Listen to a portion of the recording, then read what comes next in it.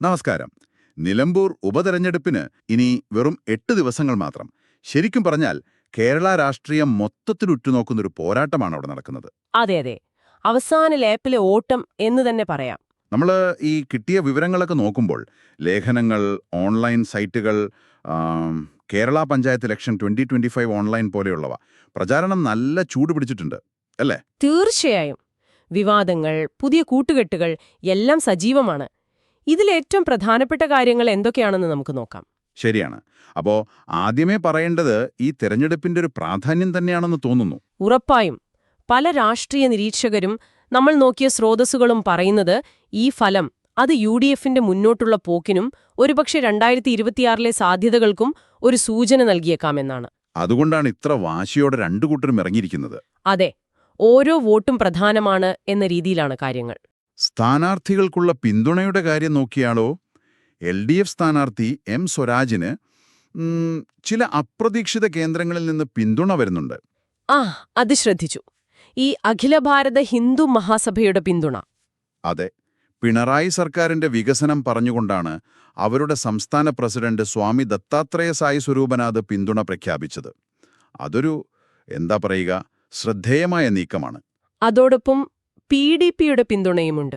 ശരിയാണ്.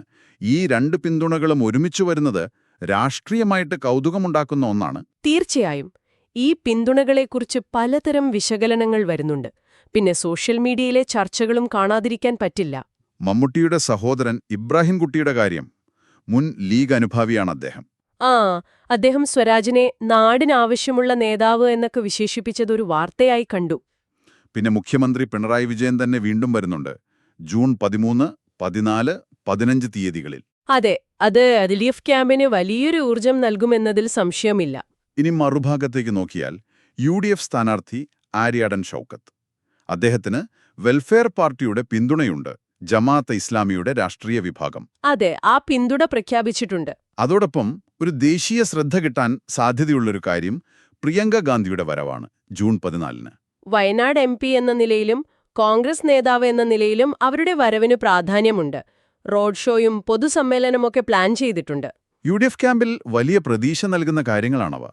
പക്ഷേ ഈ വെൽഫെയർ പാർട്ടി പിന്തുണ ഒരു വിവാദ വിഷയം കൂടിയല്ലേ? ആണ്. അവിടെയാണ് കാര്യങ്ങൾ കുറച്ചുകൂടി സങ്കീർണമാകുന്നത്.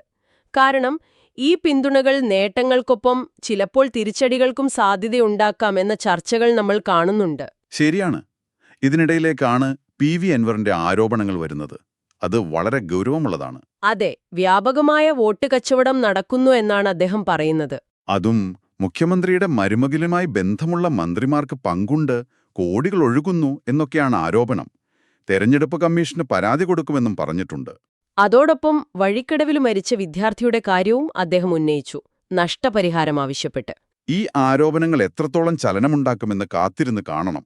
ഇതിന്റെയൊക്കെ പശ്ചാത്തലത്തിലാണ് MV ഗോവിന്ദന്റെ പ്രതികരണം വരുന്നത്. അദ്ദേഹം PDP പിന്തുണയെ ന്യായീകരിക്കുകയാണ്. കേരളത്തിൽ പീഡിപ്പിക്കപ്പെട്ട ഒരു വിഭാഗമെന്നൊരു പ്രയോഗം കണ്ടു. അതെ, എന്നാൽ UDFന്റെ വെൽഫെയർ പാർട്ടി, അതായത് ജമാഅത്തെ ഇസ്ലാമി ബന്ധത്തെ വളരെ ശക്തമായി വിമർശിക്കുന്നുമുണ്ട്. അപ്പോൾ അവിടെ ഒരു വേർതിരിവ് കൊണ്ടുവരാൻ ശ്രമിക്കുന്നു. തീർച്ചയായും. ലോകമെമ്പാടുമുള്ള വർഗീയ ശക്തി, ഇസ്ലാമി രാഷ്ട്രവാദം എന്നൊക്കെയാണ് അദ്ദേഹം വെൽഫെയർ പാർട്ടിയെക്കുറിച്ച് പറയുന്നത്. UDF വർഗീയ ശക്തികളുടെ മഴവിൽ സഖ്യം തുടരുന്നു എന്നും ആരോപിക്കുന്നു. അപ്പോൾ PDPയും ജമാഅത്തെ ഇസ്ലാമിയും ഒരുപോലെ അല്ല എന്ന് സ്ഥാപിക്കാനുള്ള ശ്രമം. ഇത് വോട്ടർമാരെ എങ്ങനെ സ്വാധീനിക്കുമെന്നത് പ്രധാനമാണ്. അതെ. മറ്റ് പ്രചരണ വാർത്തകളിൽ ക്രിക്കറ്റ് താരം യൂസഫ് പഠാൻ PV അൻവറിനു വേണ്ടി വരുന്നു എന്നതും ഒരു കൗതുകമാണ്. അതൊരു വ്യത്യസ്തമായ വാർത്തയാണ്. പിന്നെ അന്തിമ വോട്ടർ പട്ടിക പ്രസിദ്ധീകരിച്ചിട്ടുണ്ട്. അപ്പോൾ നമ്മൾ ഈ കണ്ട കാര്യങ്ങളെല്ലാം ഒന്ന് ചേർത്ത് വെച്ച് നോക്കുമ്പോൾ എന്താണ് ചിത്രം? ചിത്രം വളരെ സങ്കീർണമാണ്. ഒരു വശത്ത് മുഖ്യമന്ത്രി, പ്രിയങ്ക ഗാന്ധി തുടങ്ങിയ വലിയ നേതാക്കൾ. മറുവശത്ത് ഈ പറഞ്ഞ പോലെ Hindu Mahasabha, PDP, welfare party, പ്രത്യയശാസ്ത്രപരമായി പല തട്ടിലുള്ളവരുടെ പിന്തുണകൾ. അതിനൊപ്പം ഈ വോട്ട് കച്ചവടം പോലുള്ള ഗുരുതരമായ ആരോപണങ്ങളും. അതെ, ഇതെല്ലാം കൂടി നിലമ്പൂരിലെ രാഷ്ട്രീയ അന്തരീക്ഷത്തെ കൂടുതൽ പ്രവചനാതീതമാക്കുന്നു. ശരിക്കും ഒരു ക്ലാഷ് തന്നെയാണ് നടക്കുന്നത്. അതെ. അപ്പോൾ നമ്മൾ ഈ ചർച്ച അവസാനിപ്പിക്കുമ്പോൾ ഒരു ചോദ്യം ബാക്കിയുണ്ട്, അല്ലേ? നിങ്ങൾക്ക് സ്വയം ചോദിക്കാവുന്ന ഒന്ന്. എന്താണത്? ഈ കാണുന്ന കാര്യങ്ങൾ, അതായത് പ്രത്യക്ഷത്തിൽ വിരുദ്ധമെന്ന് തോന്നുന്ന ശക്തികളുടെ പിന്തുണ തേടുന്നതും കടുത്ത ആരോപണങ്ങൾ ഉയരുന്നതുമൊക്കെ കാണുമ്പോൾ ഈ നിലമ്പൂർ ഉപതെരഞ്ഞെടുപ്പ് കേരള രാഷ്ട്രീയത്തിലെ മാറുന്ന ചില സമവാക്യങ്ങളെക്കുറിച്ചാണോ സൂചന നൽകുന്നത്? അതോ ഇതൊരു തീർത്തും പ്രാദേശികമായ പോരാട്ടം മാത്രമാണോ? അതൊരു നല്ല ചോദ്യമാണ്. വരും ദിവസങ്ങളിലെ പ്രചാരണങ്ങൾ ചിലപ്പോൾ ഇതിനൊരു ഉത്തരം തന്നേക്കും. കാത്തിരുന്ന് കാണാം.